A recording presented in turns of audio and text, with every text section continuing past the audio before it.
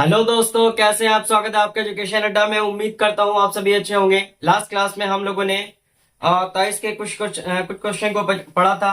आज क्लास को कंटिन्यू करते हैं। आज जो है पहला क्वेश्चन है आपका वो प्रोबेबिलिटी का क्वेश्चन है।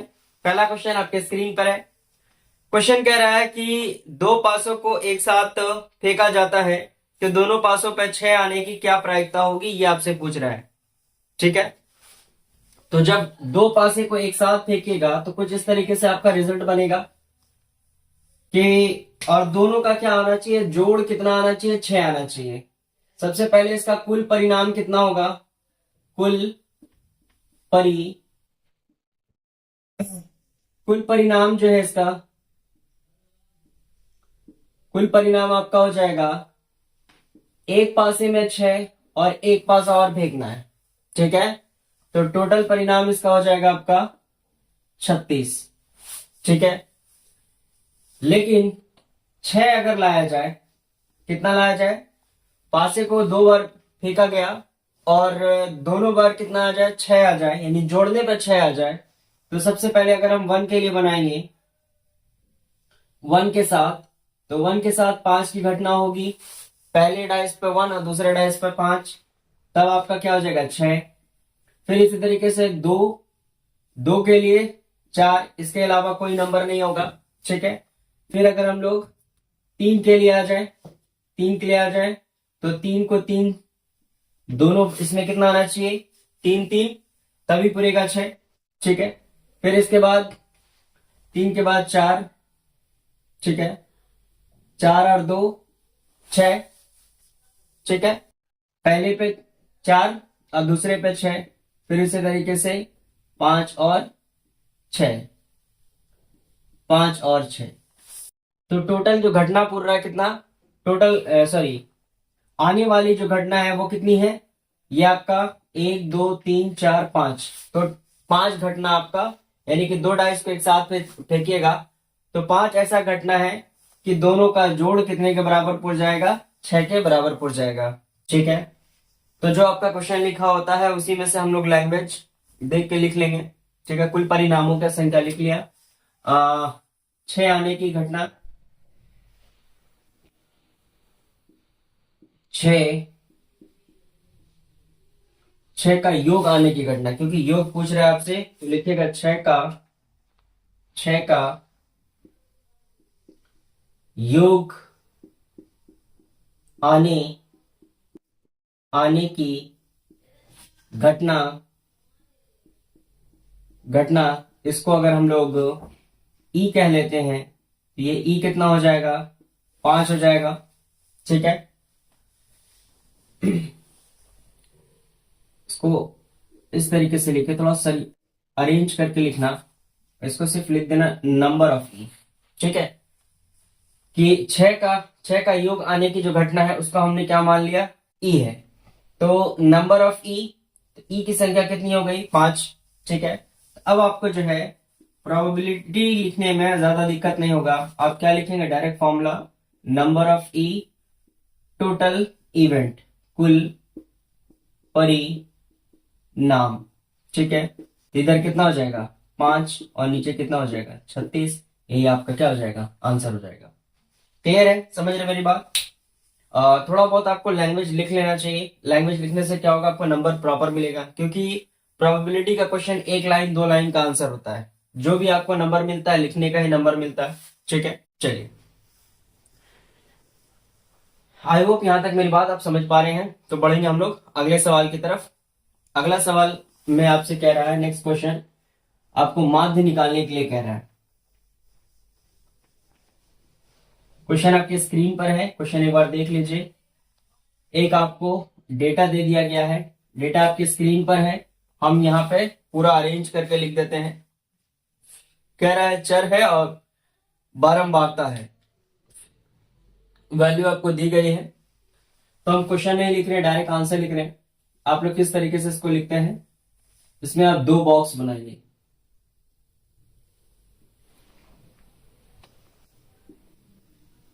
इस तरीके से, और इसको एक पार्ट इधर और एक पार्ट इधर, इस तरीके से करके आपको और ऊपर एक टर्म्स आपको लिखना पड़ेगा जो कह रहा है पहला चर है, ये आपका बारंबारता है, ठीक है, जिसे हम लोग एफ कहते हैं और इसे हम लोग एफ एक्स कहते हैं, ठीक है।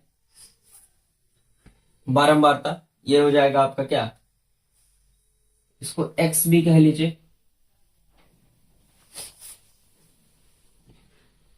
उसके बाद आप क्या करिए, यहां पे डेटा आपको दिया गया है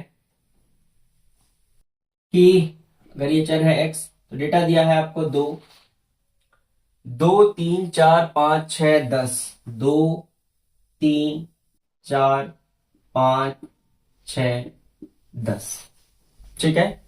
2 3 4 5 6 10 ये आपको डेटा दे दिया गया है चर का। उसके बाद बारंबारता का भी डेटा आपको दिया गया है 6 4 9 6 4 सॉरी 6 4 9 6 4 9। इसके बाद है आपका 6 13 11, 6 13 11 ये दिया गया है आपको। इसके नीचे एक और बना लीजिए ताकि आपको किसकी जरूरत पड़ेगी, ठीक है, यहां आपको सिग्मा का जरूरत पड़ेगा। ये सिग्मा एफ एक्स, सिग्मा कहते हैं, सिग्मा होता है सम, यानी सारे नंबर के जोड़ को हम लोग सिग्मा कहते हैं, ठीक है। और यहां हम लोग निकालेंगे सिग्मा एफ एक्स, और माध्य का फॉर्मूला ही होता है, माध्य का फॉर्मूला होता है, माध्य का फॉर्मूला होगा आपका sigma F by sigma F x. ये आपका क्या होता है, माध्य का फॉर्मूला होता है। इसका मतलब यहां एफ एक्स कैसे निकलेगा, इसको मल्टीप्लाई करते चले जाना है और यहां वैल्यू लिखते चले जाना है, यही आपका क्या निकल जाएगा, सिग्मा एफ एक्स निकल जाएगा। तो बस मल्टीप्लाई करते चले जाइए, तो ये हो जाएगा 12, इसको इसके सीधा मल्टीप्लाई करिए, ये यहां से ये यहां, ये इससे मल्टीप्लाई होगा और ये इससे मल्टीप्लाई होगा, ठीक है। ये भी हो जाएगा आपका 12 और ये हो जाएगा आपका 4 9 36, ठीक है। ये हो जाएगा 30, ठीक है, ये इससे, ठीक है, 6 5 30, यहां हो जाएगा 36 18, ये हो जाएगा 78 और ये हो जाएगा आपका 110, ठीक है। इसको हटा देते हैं यहां से, चलिए सीधा कर दिया ताकि आपको साफ साफ दिख जाए, ठीक है ना। अब ये सारे को आपको क्या करना है, इसको जोड़ना है और इसको जोड़ देना है। तो यहाँ आपका आपको क्वेश्चन में दिया होगा, क्वेश्चन में पहले से दिया है कितने, अच्छा यहाँ नहीं दिया होगा, ठीक है।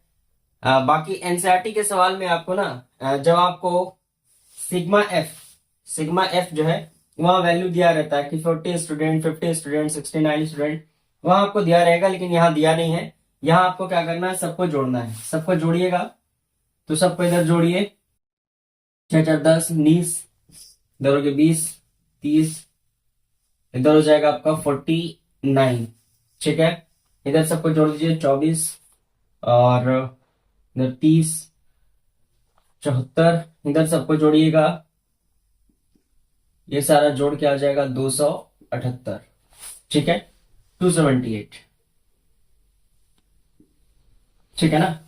अब यहां आपको क्या कर देना है, सबको जोड़ देना है और माध्य निकालना है। इतना इसका वैल्यू आपने निकाल के रखा है, इसका वैल्यू आपने निकाल के रखा है, आप क्या करें, वैल्यू पुट कर दे, तो 49/278, ठीक है। अगर कटेगा तो काट देना है, नहीं कटेगा है तो बस आपको इसी तरीके से वैल्यू को लिख देना है, ठीक है। यहाँ पे एक वैल्यू गलत हुआ, फॉर्मूला गलत लिखा है, छोटा वैल्यू ऊपर होना चाहिए, बड़ा मान नीचे होता है, यानी सिग्मा एफ एक्स ऊपर होता है और सिग्मा एफ नीचे होगा। तो इसका वैल्यू कितना आ गया, 278/49, ठीक है, क्लियर है। इसको सिंपली फॉर्म में कर देना है इसको, और जब छोटा होगा तो छोटा कर देना, नहीं होगा तो इसी जगह पे आपको आंसर लिख देना है। क्लियर, समझ रहे मेरी बात को? इसमें कुछ ज्यादा नहीं करना है। जब ये 5 नंबर के लिए आपसे पूछता है ना, इसमें बहुत, तब इसमें आपका बहुत सारा टर्म यूज करना पड़ेगा। अगर सिंपली इस तरीके का क्वेश्चन दिया रहेगा तो 2 टर्म्स तो दिया रहता है, एक टर्म्स आपको निकालना पड़ता है एफ एक्स को निकालने के लिए भी कुछ नहीं है, सबको मल्टीप्लाई करते चले जाएंगे, सबको जोड़ देंगे, यहाँ यहाँ इसको जोड़ देंगे, ठीक है। और फॉर्मूला क्लियर होता है, sigma F x by sigma F हो जाएगा, ठीक है। डिवाइड दोनों की वैल्यू को पुट करिए, ये आपका क्या हो जाएगा, आंसर आ जाएगा। क्लियर है? चलिए एक बार इसका स्क्रीनशॉट ले लीजिए।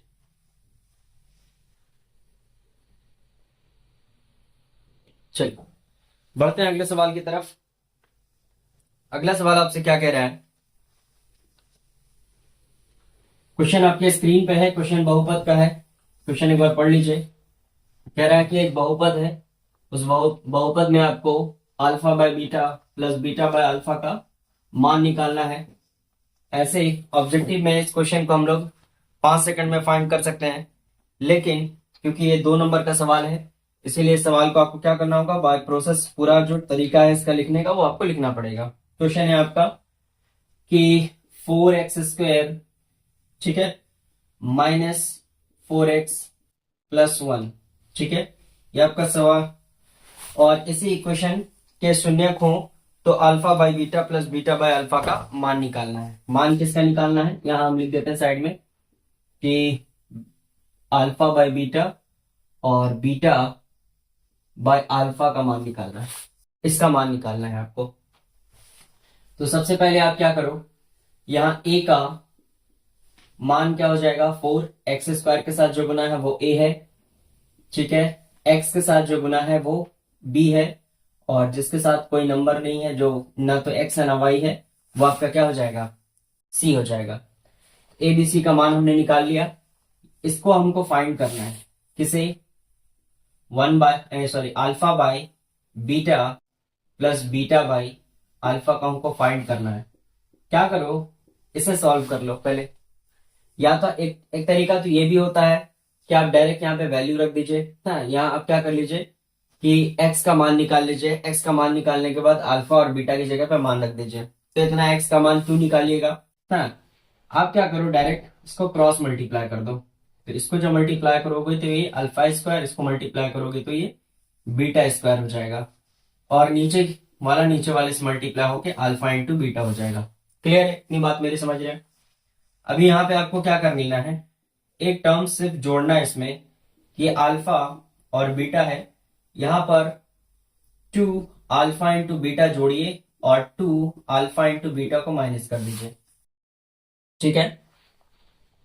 Alpha plus 2 alpha into beta को जोड़िए और घटा दीजिए, तो इसके वैल्यू पे भी कोई फर्क नहीं पड़ेगा। 2 alpha into beta minus 2 alpha into beta, एक प्लस में एक माइनस में, दोनों कैंसिल आउट होकर फिर यही बचेगा। हमने क्या क्या सिर्फ एक्स्ट्रा वर्क किया इसके ऊपर, और नीचे जो टर्म्स है उसको लिख दिया अल्फा इंटू बीटा, ठीक है। यहां से आप क्या करिए, A square plus B square plus 2ab के फॉर्म में आ गया, ये पूरा टर्म्स यहां से यहां तक जो है आपका किस फॉर्म में आ गया, A square plus B square plus 2ab के फॉर्म में आ गया। तो आप इसे क्या लिख सकते हैं, लिख सकते हैं अल्फा प्लस बीटा का होल स्क्वायर, ठीक है, ये पूरा टर्म्स। और बचा क्या, -2 alpha into beta divided by क्या हो जाएगा, अल्फा इंटू बीटा, ठीक है ना। अब क्या करिए, अल्फा प्लस बीटा का मान होता है आपका c/a, अल्फा माइनस b/a का होल स्क्वायर, -2 इसका हो जाएगा c/a डिवाइडेड बाय ये हो जाएगा c/a, ठीक है ना।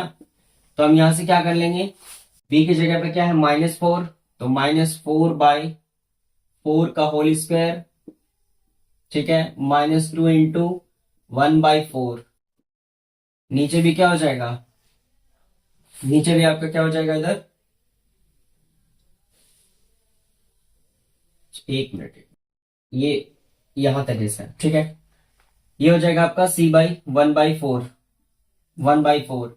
अब यहां से क्या करेंगे, ये और ये कैंसिल आउट हो जाएगा, तो 1 का स्क्वायर, माइनस का स्क्वायर है तो प्लस हो जाएगा, ये कैंसिल आउट हो जाएगा तो ये बचेगा 2 माइनस 1/2/1/4 आंसर आ जाएगा इसका। ठीक है, अब यहां से इसको सॉल्व कर लीजिए, क्रॉस मल्टीप्लाई, ये 2 माइनस 1/2, ये नीचे से ऊपर जाएगा, ये 4/1 हो जाएगा। ठीक है ना, तो ये कैंसिल आउट हो गया, ये 2, यहाँ कितना बचा 1, आंसर एक्चुअल में आपका कितना आ जाएगा 2 आ जाएगा। ये 2 में से एक घटेगा, कितना बचेगा 1, यहाँ बचा 2, 2 एकम 2 आपका आंसर हो गया। क्लियर है, समझ रहे मेरी बात को। इसको क्रॉस मल्टीप्लाई करेंगे तो इस तरीके से, जो नीचे वाला ऊपर इस तरीके, तो जो डायरेक्ट आंसर हो जाएगा आपका कितना हो जाएगा 2 हो जाएगा। क्लियर है, समझ रहे मेरी बात को। चाहते तो आप क्या कर सकते थे, इसमें आप x² माइनस 4x+1 है, तो यहां से आप x और x का मान निकाल सकते हैं। मान निकालते तो अल्फा और बीटा का मान आ जाता, और अल्फा और बीटा की जगह पर मान रखते, इस तरीके से भी आप बना सकते थे। ठीक है, या तो फिर आप जो आपको निकालने के लिए दिया गया है ये वैल्यू, इसको आप एक बार इस तरीके से रीअरेंज कर लीजिए, उसके जगह पे यहाँ वैल्यू पुट करिए और आपका आंसर निकल जाएगा। तो जो मेथड आपको आसान लगता है उस मेथड से आप बना सकते हैं। क्लियर है, चलिए इसका स्क्रीनशॉट ले लीजिए। चलो नेक्स्ट क्वेश्चन देखिए आपसे क्या कह रहा है। अगला क्वेश्चन अभी आपका क्या है, द्विघात बहुपद का है कि द्विघात समीकरण का है, एक बार देख लीजिए।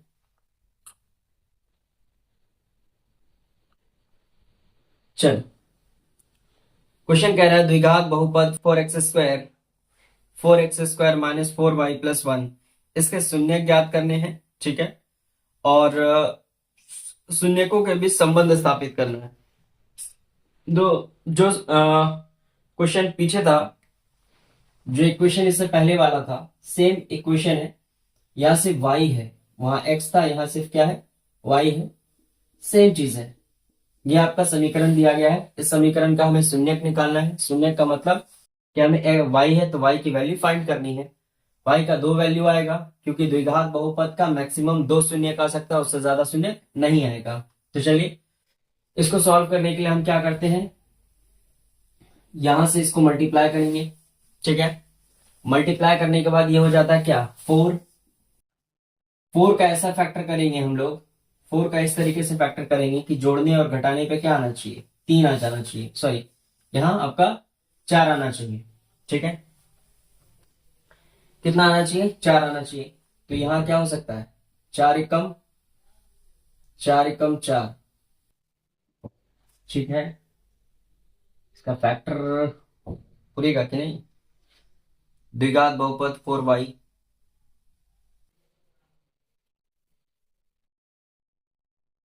और हाँ और क्या कर सकते हैं, इससे 2 × 2 कर सकते हैं, तो 2 दूना क्या हो जाएगा 4 हो जाएगा। क्वेश्चन सही था, हमको लगा क्वेश्चन गलत है, ये क्वेश्चन सही है। 4 × 1 = 4, 2 × 2 = 4 हो सकता है। तो दोनों को जोड़ेंगे तो कितना पुर जाना चाहिए 4 पुरना चाहिए। इसका फैक्टर हम लोग इसलिए करते हैं, बीच वाले का पहले वाले का लास्ट वाले से गुना करेंगे। ठीक है, वर्बली गुना करते हैं, इसका कोई काम नहीं होता है। इसको जब गुना करिएगा तो आएगा 4। इस 4 को ऐसा तोड़िएगा माइंड में कि तोड़ने पर जो इसका फैक्टर निकले, जैसे 2 और 2 4 पुर रहा है, इन दोनों को जोड़ने पर बीच वाला वैल्यू आना चाहिए। इस दोनों को जोड़ने पे बीच वाला वैल्यू नहीं आ रहा है ना, इस दोनों को घटाने पे बीच वाला वैल्यू आ रहा है, इसको हम नहीं लेंगे। ठीक है, हम सिर्फ किसको लेंगे 2 और 2 को लेंगे। क्लियर है, चलिए तो बीच वाले को हम लोग यहां से ब्रेक करेंगे। बीच वाले को ब्रेक करेंगे तो कुछ लिखेंगे इस तरीके से कि 4y माइनस 2y तो ये 2 2 कितना हो गया 4 हो गया, और गुना करने पर भी कितना पुर रहा है 4 पुर रहा है। ठीक है ना, अब ये हो गया बराबर 0। इन दोनों का फैक्टर कॉमन कर लेंगे, यहां से इन दोनों से हम क्या कॉमन कर ले 2y कॉमन कर लेंगे, है कि नहीं।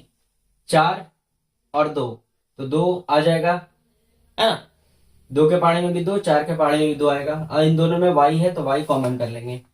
तो 2 के पहाड़े से इसको भाग देंगे तो कितना बचेगा 2, फिर y से इसको y को भाग देंगे तो एक पावर कैंसिल आउट होकर कितना बचेगा y। ये और ये हमने कॉमन कर लिया, तो यहां सिर्फ क्या बचा 1 बच गया। यहां हम लोग क्या कॉमन करें, कुछ कॉमन तो है नहीं, जहां कुछ कॉमन नहीं मिलेगा वहां क्या कॉमन करेंगे, वहां 1 कॉमन करेंगे। माइनस है तो -1 कॉमन कर लेंगे। तो 1 से अगर किसी नंबर को डिवाइड दीजिएगा तो नंबर सेम उतर जाता है, लेकिन यहाँ माइनस लिया है तो ये प्लस वाला टर्म्स माइनस में बदल जाएगा, इज इक्वल टू 0। ठीक है, क्लियर है मेरी, समझ रहे मेरी बात को। ये दोनों टर्म एक जैसा हो गया। ये वाला सवाल आप कई बार पढ़ चुके हैं इस तरीके का सवाल, y-1 और ये हो जाएगा 2y-1 बराबर हो गया आपका 0। दो वैल्यू, हाँ दो वैल्यू 0 के बराबर है, इसका मतलब दोनों वैल्यू किसके बराबर होगा, 0 के बराबर होगा। तो दोनों को हमने 0 के बराबर कर दिया। अब नंबर को नंबर की तरफ भेज देंगे तो 2y इज इक्वल टू 1, यहाँ भी क्या हो जाएगा 2y इज इक्वल टू 1 हो जाएगा। फिर यहां से आप क्या कर लेना, y को अकेला कर देना, तो y का 2 मान आ जाएगा, 1/2 और एक मान 1/2। तो 2 मान आ गया y का, दोनों मान किस में आया, प्लस में आया। ये दाएं से बाएं तरफ, ये दाएं से बाएं तरफ, तो y का 2 मान आ गया। अब इसे कह रहा है कि संबंध स्थापित करना है। तो संबंध कैसे निकालते हैं सर, संबंध एक हम बता देंगे, बाकी एक आप निकाल लेंगे। संबंध निकालने के लिए हमने पढ़ा था अल्फा प्लस बीटा का वैल्यू होता -b/a। दोनों का मान अगर एक जैसा आएगा, सेम वैल्यू आएगा, तो ये संबंध स्थापित है। और दोनों का मान डिफरेंट आएगा, यानी LHS RHS बराबर नहीं होगा, तो संबंध स्थापित नहीं है। अल्फा का मान कितना आया, तो ये पहला वाला जो वैल्यू है ये अल्फा है, दूसरा वैल्यू ये बीटा है। अल्फा का मान 1/2 और बीटा का मान 1/2। ठीक है, अब c/a होता है, तो c कहाँ है, यहाँ है c, और यहाँ भी माइनस, यहाँ भी माइनस, तो माइनस माइनस क्या हो जाएगा, प्लस। ठीक है, a की जगह पे कितना 4, सॉल्व करते चलेंगे इसको।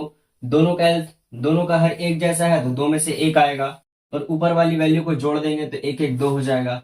ये भी कट के 1 बचेगा और ये भी कट के कितना बचेगा, 1 बराबर 1 हो गया। ठीक है, इसका मतलब ये LHS RHS दोनों का बराबर है, इसका मतलब जो भी हमने वैल्यू निकाला है इसका संबंध स्थापित हो रहा है। क्लियर है। इसी तरीके से अल्फा इंटू बीटा का निकाल लीजिएगा, उसका भी LHS RHS का वैल्यू क्या हो जाएगा, सेम हो जाएगा। तब आप कहेंगे कि संबंध स्थापित है, वरना नहीं होगा तो संबंध स्थापित नहीं होगा। क्लियर है। आई होप मेरी बात यहां तक आप समझ पा रहे हैं। चलिए एक बार इसका स्क्रीनशॉट ले लीजिए।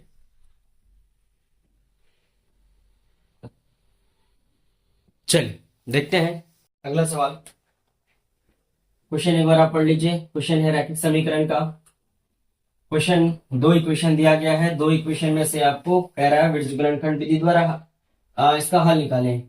आजकल जो है ना ये विधि कुछ ज्यादा पूछने लगा है। पहले विधि नहीं पूछता था, पहले आपका वर्ड प्रॉब्लम में सवाल आता था और उसको किसी भी विधि से हल करना होता था। लेकिन अब जो देख रहे हैं, जब से 2 नंबर का सवाल ज्यादा पूछने लगा है, वहां अब एक स्पेशल विधि लगा दिया गया है, प्रतिस्थापन से निकाले, विभेद से निकाले। तो अब आप क्या करना, हर एक विधि को पढ़ के जाना। पहले जब हम लोग पढ़ाते थे तो सिर्फ कोई भी एक विधि को कहते थे कि एक अच्छे से बना लेना, अच्छे से इसको प्रैक्टिस कर लेना। लेकिन अभी क्या है, अब जितना भी पीछे 3-4 साल का क्वेश्चन देखिएगा तो हर साल जो है ना विधि एक नए क्वेश्चन में विधि लगा के पूछ रहा है। तो आप जितना भी इसमें विधि है, सारे विधि को एक बार प्रैक्टिस करके जाइएगा। ठीक है, चलिए क्वेश्चन हम यहाँ पे इक्वेशन लिख देते हैं। क्वेश्चन आप एक बार स्क्रीन पे देख लीजिएगा। कह रहा कि 3x - 2y is equal to 12, ये समीकरण 1 है। और इसी का समीकरण 2 दिया गया है, 4x - 5y is equal to 16। इसको कह रहा है बीज गुणनखंड विधि से हल करना है। सर बीज गुणनखंड विधि से हल करने के लिए हमें a, b और c का मान का पता होना बहुत जरूरी होता है। ठीक है, तो समीकरण 1 में जो भी वैल्यू है वो a1 कहलाएगा, यानी a1 a2 a3 इसी तरीके से। तो x के साथ a1, b के साथ समीकरण 1 में b1, और ये कुछ नहीं है तो ये आपका माइनस c1, क्योंकि इक्वेशन को लेफ्ट टू राइट लेके आते हैं, इसीलिए इसका मान क्या हो जाएगा, माइनस में हो जाएगा। चलिए a2 का मान कितना हो गया, a2 का मान हो जाएगा आपका 4, b2 का मान कितना हो जाएगा, b2 का मान -5, और c2 का मान भी कितना हो जाएगा, -16 हो जाएगा। ठीक है, अब हमें क्या चाहिए, बीज गुणनखंड विधि चाहिए। बीज गुणनखंड विधि क्या कहता है कि x के साथ जो है b1, x के साथ क्या होता है, a होता है, तो बटे में आपका कभी भी ए नहीं होगा, यहां पे आपका B1C2 माइनस B2C1 होगा, बराबर होगा बाई वाई के साथ क्या होता है, वाई के साथ बी होता है, तो यहाँ बी नहीं होगा, यहां से स्टार्ट होगा C1A2 माइनस C2A1, ठीक है। और यहां आपका 1 होगा, एक्स और वाई हो गया, यहाँ 1, और यहाँ सिंपल ही है A2B1 माइनस A1B2। अब क्या करना है, यहाँ पे वैल्यू पुट करना है, पहले को लास्ट वाले से कंपेयर कराना है, फिर दूसरे को लास्ट वाले से आपको कंपेयर कराना है। चलिए वैल्यू पुट कर देते हैं, इसके आगे बाकी आप बना लेना। चलो B1 कहा है सर -2। लिखने का तरीका समझना, जब भी माइनस होगा उसको ब्रैकेट में लेके आना ताकि आपको प्लस माइनस करने में दिक्कत ना हो। और C2 क्या है, C2 आपका -16 है, इसीलिए इसको -16, ताकि माइनस माइनस प्लस हो जाए आंसर इसका, ठीक है। चलो -B2 minus C1 minus B2 कितना है, -5 है, -5, ठीक है। उसके बाद आपका C1 कितना है, यह है C1 -12, ठीक है। इसी तरीके से आप वैल्यू पुट करेंगे y का क्या हो जाएगा, C1A2, C1 का मान -12, ठीक है, मल्टीप्लाई A2 का मान, A2 का मान यहां है 4, ठीक है, माइनस C2 का मान आपका -16, तो ब्रैकेट में N2 क्या हो जाएगा आपका, A1 हो जाएगा आपका 3, ठीक है। फिर इसी तरीके से 1/, का वैल्यू हो जाएगा 1/, A2B1C1, हाँ A2B1 माइनस A1C2 हो जाएगा, तो यहां से आप वैल्यू रख लीजिए। और एक चीज क्या है रखने का तरीका, कि जब आप x का मान रख रहे हैं ना, तो इसको आप ढक दें, ठीक है। आप यहां से स्टार्ट करें मल्टीप्लाई करना, क्रॉस मल्टीप्लाई, ठीक है। ये भी तरीका आपको एग्जाम हॉल में काम आएगा। और जब आपको y का निकालना है तो इसको ढक दें, यहां से स्टार्ट करें, ठीक है, यहां से ये भी बन जाएगा। तो ये तरीका भी आप एग्जाम हॉल में अपनाएंगे तो आपको काम आएगा, वरना नहीं भी अपनाएंगे तो वैल्यू रखते जा, देखते जाना, वैल्यू रखते जाना, ये भी तरीका अच्छा है, ट्रेडिशनल मेथड है, कोई ट्रिक का काम नहीं है इसमें, ठीक है। A2 क्या है, यहां गलत लिख दिया, A1B2 है, A1B2 और A2B1 है, ये होगा, A1 से स्टार्ट होगा, A2 से नहीं, ठीक है। A1 कितना है 3 इंटू B2 कितना है -5, तो ब्रैकेट के साथ लिखिए, माइनस A2 कितना है 4, तो 4 लिखिए, और B2 कितना है आपका, सॉरी B1 आपका -2, इस तरीके से लिखिए। अब सबको मल्टीप्लाई करते चले, ठीक है। 16 दूना 32, लेकिन माइनस माइनस कितना हो जाएगा, प्लस हो जाएगा, +32। अब ये माइनस माइनस तो प्लस हो जाएगा, लेकिन बाहर में माइनस पहले से है, आया ना, ये माइनस माइनस प्लस, लेकिन बाहर में माइनस पहले से, तो 12 दूना 24, ठीक है। अब यहां से y का मान, ये क्या हो जाएगा, प्लस माइनस माइनस, तो 12 चौके 48, लेकिन -48। अब ये माइनस और यहाँ प्लस, तो प्लस माइनस माइनस, बाहर में पहले से माइनस है, तो माइनस माइनस प्लस हो जाएगा, ठीक है। और इधर हो गया 16×48, ठीक है, बराबर 1/5×15, तो -15, है ना। और प्लस माइनस माइनस, लेकिन माइनस बाहर में पहले से, तो माइनस माइनस कितना हो जाएगा, +4 दूना 8 हो जाएगा, क्लियर है। अब यहां से क्या कर लो, इन दोनों का मान कितना आ जाएगा, ठीक है। इसका मान हो गया आपका, इधर 6 दे देंगे तो 30, 6 और 2 इधर हो जाएगा 8 आपका, ठीक है। और ये तो हो जाएगा आपका टोटली 0, और इसका मान कितना आ जाएगा, ये हो जाएगा 8 2 10, 10 और 2 5, इधर हो जाएगा आपका 7, ठीक है, 7, ठीक है ना, क्लियर है। यहां से आप क्या निकाल लेंगे, वैल्यू निकाल लेंगे एक्स का, पहले को लास्ट वाले से कंपेयर करेंगे। पहला वाला कुछ गलत लग रहा है हमको, A1B2 5×3 = 15, ठीक है, और A2B1 4 दूना 8, 4 दूना 8, ये माइनस ये प्लस, हाँ ठीक है। लेकिन आंसर किस में आएगा, यहाँ माइनस में आएगा, है ना, क्योंकि ये इसमें है माइनस, बड़ा यानी 15 माइनस में है, और छोटा नंबर जो है प्लस में है, यहाँ किस में आएगा, माइनस में आंसर आएगा। तो पहले को लास्ट वाले से कंपेयर करा लेना, बाकी ये इसका मान तो जिसके साथ जाएगा वाई का मान 0 हो जाएगा। क्लियर है, समझ रहे मेरी बात? चलिए, आई होप यहां तक आप मेरी बात समझ पा रहे हैं। अब इसका एक बार स्क्रीनशॉट ले लीजिएगा। चलिए एक बार देख लीजिएगा, क्योंकि वैल्यू इसमें बहुत ज्यादा पुट करना पड़ता है, तो कभी कभी क्या होता है, वैल्यू गलत आ जाता है। ठीक है, यहाँ है आपका B1, B1, B1, सी, और ये क्या है, C2, C2, ठीक है, और 5, C2।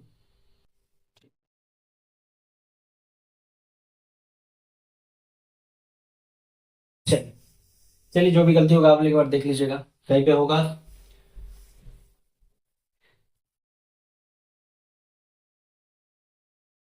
चलिए, आई होप यहाँ तक आप लोगों ने ताल लिया है या स्क्रीनशॉट ले लिया होगा।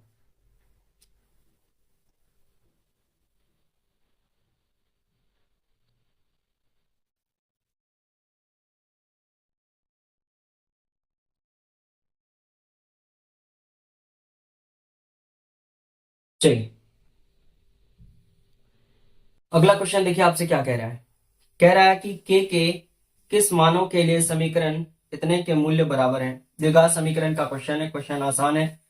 कह रहा है कि के का मान निकालना है आपको, लेकिन के का मान निकालने के साथ साथ आपको शर्त लगा दिया है कि ये जो इस समीकरण दिया है इसका मूल्य बराबर है। सर मूल्य तभी बराबर होगा जब डी डी का मान 0 के बराबर होगा, तभी मूल्य बराबर होगा। ठीक है, पहले समीकरण लिख लेते हैं, उसके बाद हम लोग मूल्य को दिखाते हैं। चलो, इक्वेशन आपसे क्या कह रहा है, 2x² plus k x, 2x² plus k x plus 3 is equal to 0। ठीक है, ये समीकरण है आपका। समीकरण का क्या है, मूल्य बराबर है। सर मूल्य बराबर होगा, उससे पहले क्या लिख लो, ए और बी का मान लिख लो। ठीक है, कि ए का मान कितना है, ए का मान 2, और बी की जगह पे क्या दिया है, के, और सी की जगह पे आपको दिया है, सॉरी 3 दिया है।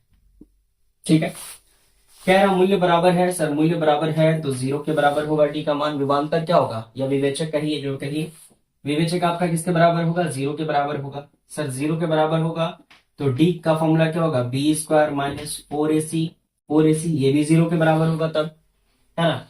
तो बी की जगह पे क्या दिया है, के, तो के², 4 इंटू ए की जगह पे 2 और सी की जगह पे 3, ये भी 0 के बराबर। तो के² माइनस 4 दूना 8, है ना, और 8 चौके 32। ठीक है, ये भी किसके बराबर, 0 के बराबर। ये लेफ्ट टू राइट चला जाएगा। ठीक है, यहां से अगर नहीं लिखता होगा तो यहाँ लिख देता है। तो के का मान कितना हो जाएगा, के² बराबर 32, माइनस से किसमें चला गया, प्लस में चला गया, 32 हो जाएगा।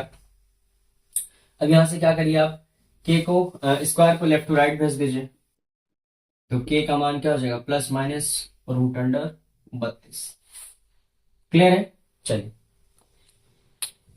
यही था equation, 2x² plus k x plus 3 equal to 0। ठीक है, के का मान ये, बी का मान या सी का मान, B² माइनस 4AC, बी की जगह पे के दिया है। ठीक है, तो के² 4AC ए की जगह पे, और ये सी की जगह पे, 4 दूना 8, और सॉरी सर 24, यहाँ पे मान गलत आ गया था। चलिए, 4 या 12, 12 दूना 24, इस तरीके से भी लिख सकते हैं, तभी तो सोच रहे हैं। यहाँ भी सेम रहेगा, ये हो जाएगा आपका 24, ये हो जाएगा प्लस माइनस रूट अंडर 24। जो मान निकल सकता है निकाल सकते हैं, जो संभावित मान होगा वो निकाल सकते हैं। इसमें तो हम कई बार बता चुके हैं, क्या आगे बढ़ बताएंगे। आप इसको लिख सकते हैं 6 चौके 24। यहाँ से आपको और इसको अगर तोड़ना चाहें तो आप इसको तोड़ सकते हैं, 3 दूना 6, 2 दूना 2, तो ये 2 बाहर आ जाएगा। ठीक है, इसका संभावित मान क्या हो जाएगा, 2 बाहर आ जाएगा, रूट अंडर 6 बच जाएगा। तो ज्यादा से ज्यादा इतना आप कर सकते हैं इसमें। क्लियर है? आई होप यहाँ तक आप मेरी बात समझ पा रहे हैं। चलिए एक बार इसका स्क्रीन शॉट ले लीजिए।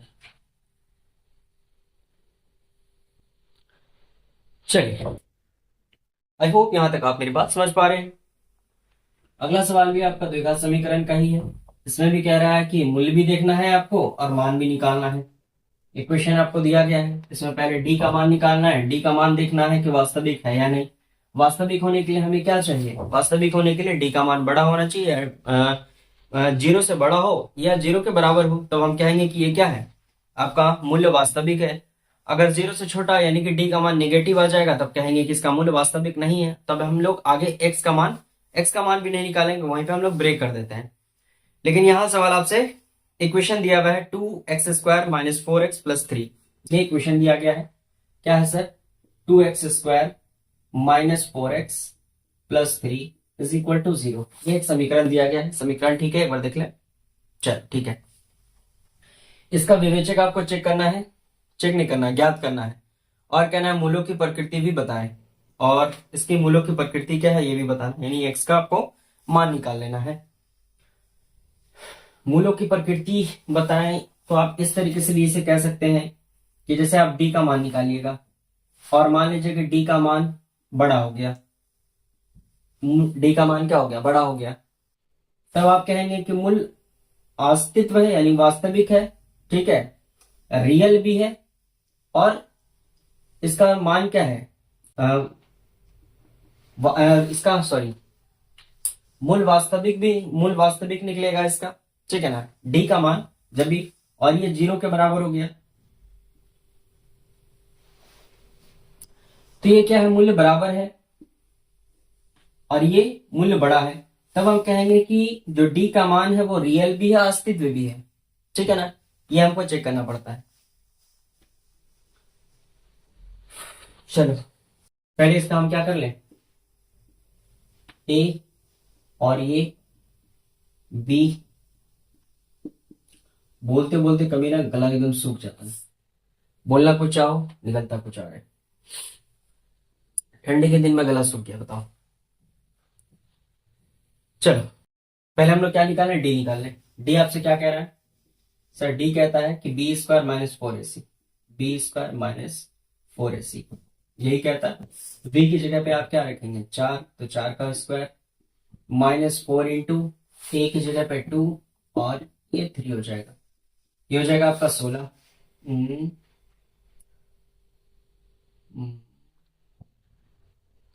इसका डी का मान निगेटिव कैसे आया है,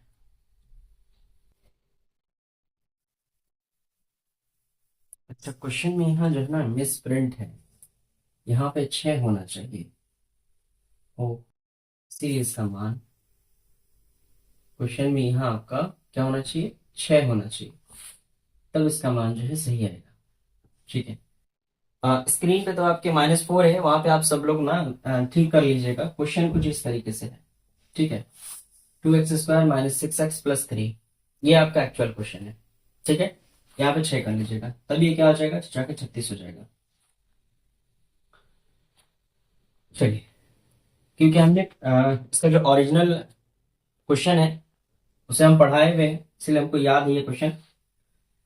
बुक में जो प्रिंट है ये प्रिंट गलत है, यहाँ पे 4 नहीं होगा, 4 की जगह पे यहाँ पे 6 होगा। अब आपका आंसर सही आएगा। चाहे तो आप जो भी प्रीवियस ईयर का जिनके पास होगा वो देख सकते हैं वहां पे जाकर के।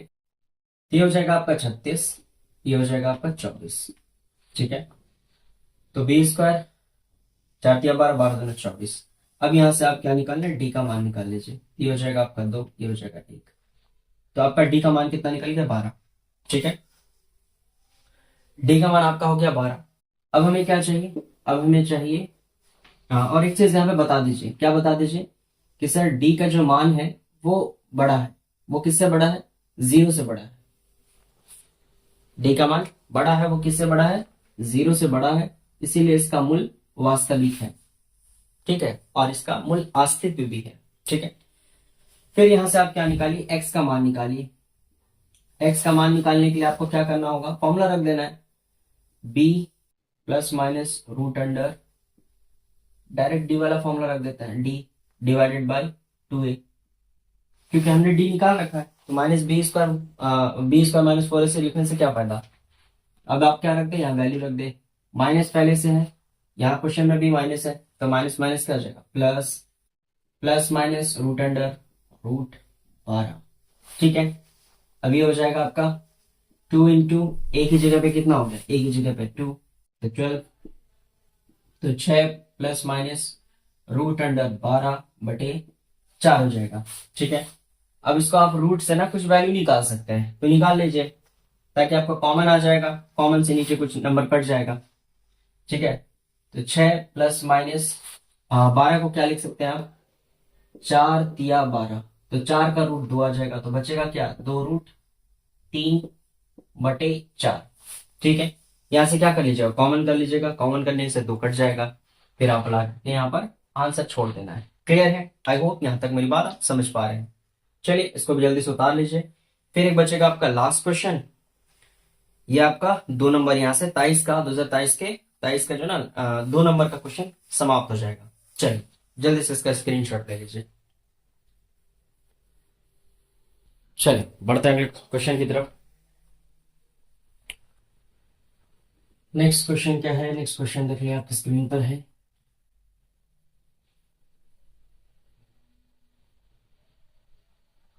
क्वेश्चन आपसे क्या कह रहा है, 80 का क्वेश्चन है, 2 नंबर का ये लास्ट क्वेश्चन है। कह रहा है किसी समानांतर श्रेणी का 8वां पद -23 है, एपी का 8वां पद, एपी का 8वां पद -23 है। ठीक है, इसके बाद फिर आपसे कह रहा है कि 12वां पद 39 है, 12वां पद A12 कितना है, 39 है, 39।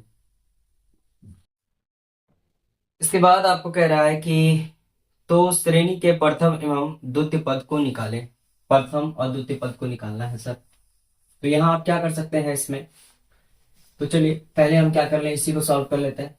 इसको आप लिख सकते हैं ना क्या, a + 8 है तो 7d, ये बराबर हो जाएगा -23, तो इसको समीकरण 1 कह लेंगे।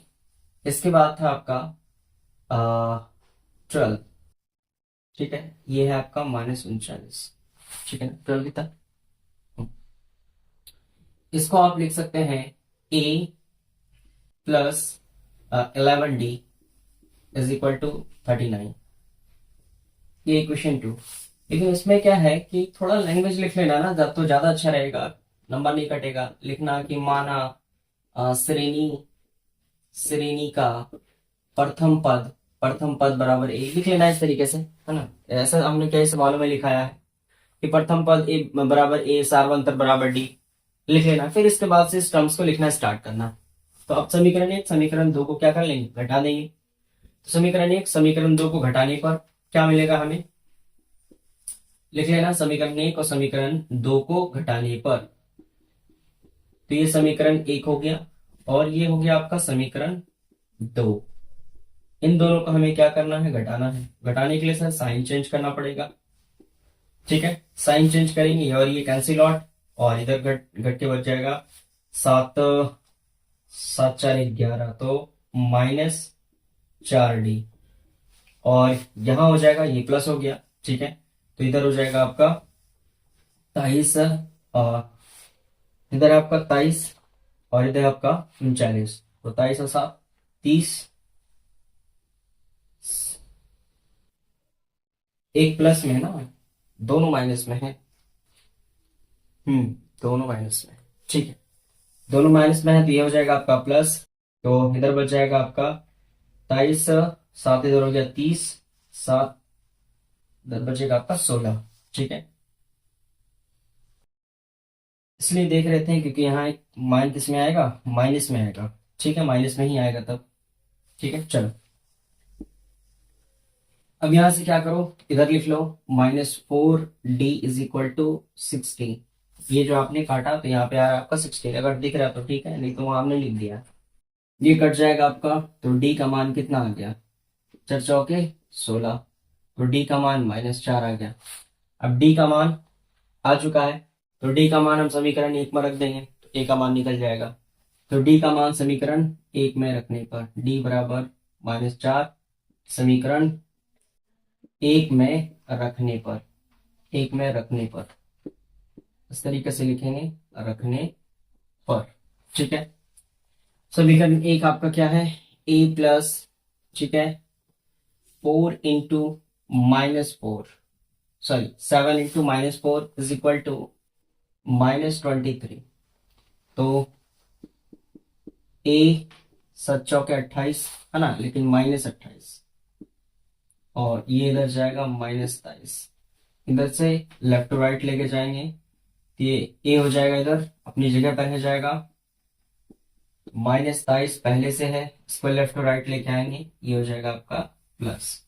ठीक है, अब यहाँ कितना बच जाएगा आपका, 5 3 8, ये हो जाएगा आपका, सॉरी यहाँ बचेगा आपका 5, वो भी इसमें प्लस में। प्लस में क्यों, क्योंकि ये छोटा और ये बड़ा है ना, बड़ा वाला नंबर प्लस में है।